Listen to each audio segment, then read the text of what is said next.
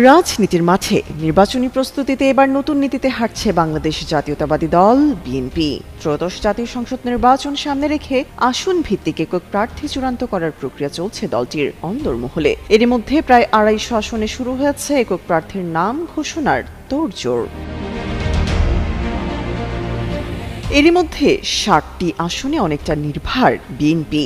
এই আসনগুলোতে দলের সিনিয়র ও জনপ্রিয় নেতারা একক প্রার্থী হিসেবে থাকছেন। সূত্র জানিয়েছে, কুমিল্লা ১ থেকে ডক্টর খন্দকার মোশাররফ হোসেন, ঠাকুরগাঁও ১ থেকে প্রতিদ্বন্দ্বিতা করবেন মির্জা ফখরুল ইসলাম আলমগীর, মির্জা আব্বাস লড়বেন ঢাকা ৮ আসনে, ঢাকা ৩ থেকে গয়েশ্বর চন্দ্র রায় সহ অন্তত ৬০টি আসনের শীর্ষস্থানীয় বিএনপি নেতারা এই তালিকার অন্তর্ভুক্ত।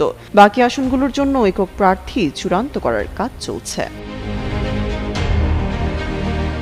এদিকে নির্বাচনী পালে হাওয়া লাগতেই জাতীয় নাগরিক পার্টি এনসিপির সাথে মিত্রতার ভাব দেখাচ্ছে বিএনপি।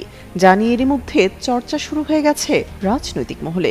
কেউ কেউ বলছেন এনসিপিকে দলীয় সুতায় বাঁধতে যাচ্ছে বিএনপি, আবার কেউ মনে করছেন নির্বাচনে বিজয় সুনিশ্চিত করতে এমন কৌশল এগোচ্ছে দলটি। দলীয় সূত্র জানায়, কৌশলগত কারণে এনসিপির শীর্ষ কয়েকজন নেতার আসনে দলের কাউকেই সবুজ সংকেত দেবে না বিএনপি। মিত্র দল ও জোটের কয়েক শীর্ষ নেতার ক্ষেত্রেও একই কৌশল অবলম্বন করবে দলটি।